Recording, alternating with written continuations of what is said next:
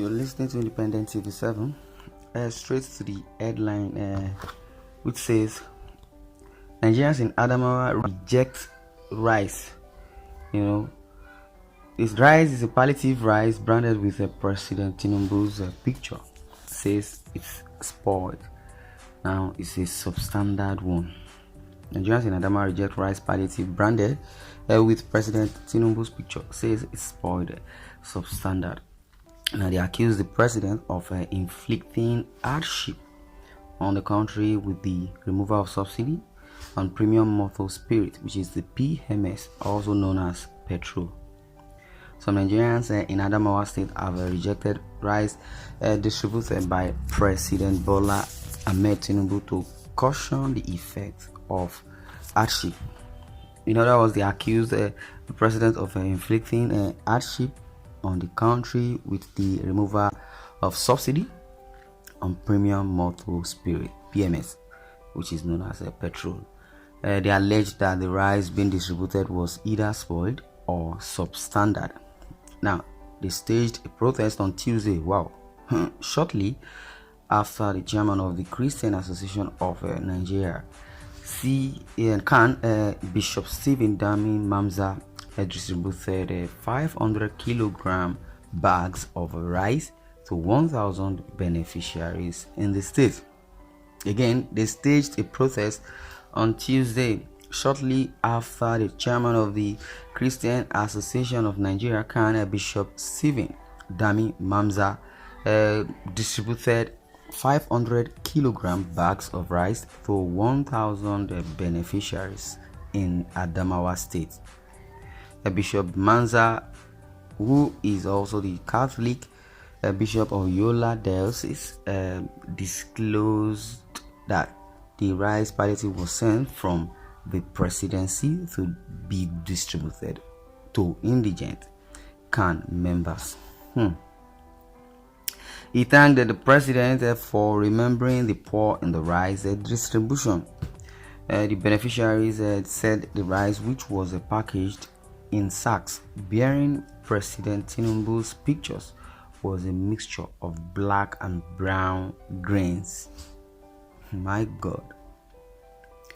The beneficiaries said the rice, which was packaged in sacks bearing President TINUBU'S pictures, was a mix of black and brown grains. I repeated that part just because I want to elaborate a little before we go further. Don't you believe there is something fishy somewhere? Now, the imprint of TINUBU, or the picture, is what has been printed on the bag, and I believe TINUBU will have a case to settle or answer to these questions. Because if you have a team and you have given allocation to some parastatals or some members of your team to carry out the work fulfilled, successful, you need to still have a monitoring team. That is what I would say. To furthermore, I will say the beneficiary said the rice was packaged in sack bearing President TINUBU'S picture and was a mixture of a black and brown grains.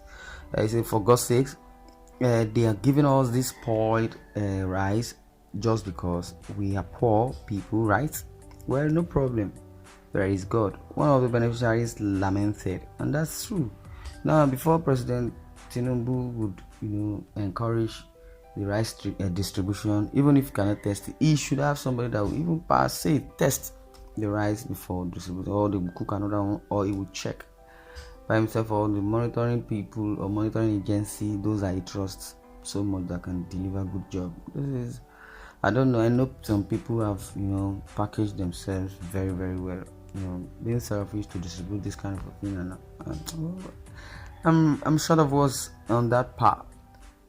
In addition, another beneficiary asked, "You mean these people are callous enough to serve us this rice that looks more like animal feed?"